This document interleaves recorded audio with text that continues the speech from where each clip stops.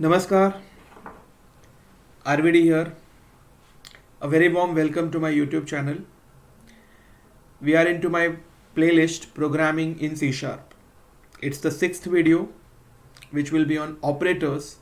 Operators being a lengthy topic, I have divided that into multiple parts. So this is the first part of operators. Let's go ahead. So what is an operator? So operator is a token which operates on different kinds of operands. So if you look at let's say an example, so it would be something like this. We'll have OP1, OP and OP2. So this is our operator and which operates on operands. Now just to show a general example, I have shown you an operator with two operands, but that need not be the case always. Okay, so let us look at the categories based on type of, not type, sorry, it's a typo rather, it's depending on the number of operands. So if at all I have just a single operand, it is called as unary. Example, we can say minus a, or let's say plus a, or not a. All these operators we'll be looking at maybe as we go ahead. Next is binary. As we can see, two operands would be available there. A simple one is a plus b, or a less than b, or a equal to b. That is binary. And ternary, as the name suggests, there will be three operands. So we have just one ternary operator, that is called as conditional operator, question mark and colon, and you can see there are three operands it works with. So operator is a token which operates on different operands or different kinds of operands. Based on the number of operands, we can divide that into unary, binary and ternary. Okay, generally the good way to learn them is based on the type of operation that they perform. Okay, so let's go ahead with that category. So category based on the functionality. Okay, so we have different types of operators based on that, like arithmetic, relational, logical, bitwise, assignment, conditional. We'll also look at some of the other type or miscellaneous type of operators towards the end. Okay, in this video we'll be covering some of them. As I said, I have divided that into multiple parts. To start with, arithmetic operators, a very simple one that we generally use in a normal mathematics as well. So addition, this is a symbol.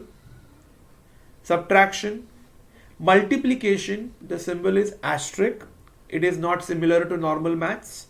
In normal maths we have a simple dot, or even if I say AB without any sign, it is understood that they are being multiplied. But here strictly the asterisk sign has to be used for multiplication. Division is this division sign, that is it's a forward slash. Then we have modulus, which is a remainder operator, and that is nothing but percent sign.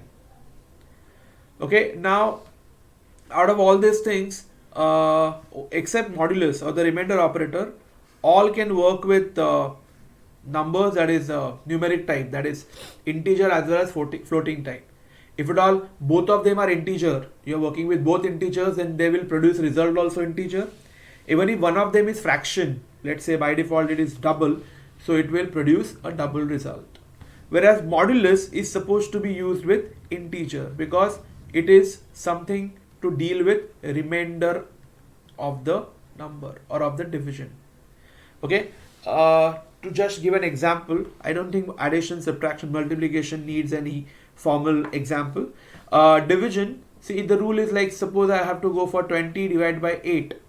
Now I may go for 2 point something something. No, the answer is simply going to be 2 because it is int divided by int. 8 2s are 16 and that 4 would be discarded, that remainder would be discarded. I want the actual division, then one of them has to be fraction, then it will be like 2.5. Clear? Similarly, the remainder would do the other job. So if I do this, see here the quotient was 2, 8 2s are 16. Remainder was discarded, quotient was given. Here the quotient would be discarded and the remainder would be given. Okay, so if at all I put something like this, let's say 3 mod 7, as the quotient happens to be 0, 3 would become the remainder as it is. Okay, so likewise I'll have division and modulus. So that's the reason modulus is generally with integer, so that I'll be able to go ahead with integer division, and that would lead to a remainder of the operation. Okay, let's go ahead with next. Relational operators. Relational operators, the specific the type of result that it produce is Boolean. So either true or false. So we have greater than, so we can have greater than, less than, greater than equal to, less than equal to, equality, whether it will check whether the both sides are equal or not. If they are equal, it is true. And inequality, if the both sides are not equal, then it is true. Okay, see, your C# supports Boolean type. So we simply have true and false as Boolean literals. Okay, so for example, suppose I tried comparing this 2 less than 3. The result of this is going to be true, so it has to be stored in a bool literal. Okay, we cannot store that in int. If you remember some traditional languages like C, C++, they do not support Boolean directly. So they make use of true as a non-zero value, that is 1 generally, and false is nothing but 0. Do not confuse that with this. Like Java, here also we have a concept of Boolean. So true is identified as true and false is identified as false. It's very simple to understand that this will be true if the left is greater than the right. This is if the left is less than. Here it could be either greater or equal. Same here, either less or equal. This has to be both side equal and this has to be both side unequal. That is relational operators. Logical operators, and, or, and logical not. Now you know the tables. And is only when both of them are true, or when either of them is true, and not is the opposite. So if the actual value is true, it will give you false, and vice versa. Okay, so that's the basic concept. It is quite similar to the earlier languages what exactly they had provided. C# continues to give you all these particular operators in the same way. Okay, so for example, if I do something like this, 2 less than 3 and 5 greater than equal to 8. Now see, 2 less than 3 is true, 5 greater than equal to 8 is false, and this is AND. So true and false is going to result into false. Okay, AND has got higher precedence over OR. So what happens is, suppose I go for, let's say, true or false and false. Okay, now suppose you do not have the knowledge of the precedence and you do this first. So true or false will be true, but that true and false, the final answer is happening to be false. But I know that the AND operator has got more preference, more priority. So I would do this first, false and false is going to be false. And then when I say true or false, the answer is true because it is OR. So see, the answer changes. So that tells you that AND has got higher precedence over OR. Not is a unary operator here. So simply suppose the value of an expression is, let's say, 2 less than 3. The expression evaluates to true. So if I put a not around it, the expression's value is going to be reverse of that, that is false. Okay, so we have already seen some examples, but just to add some of them, or maybe we can go for tables. So let's say A, B, A and B, A or B. Okay, so if I have false, false, false, true, true, false, and then true, true. Okay, let's see how it interprets. False, false for AND will be false. Here also false, here also false. Only this is true because both of them must be true. Whereas here the first one will be false, but the rest of them is going to be true.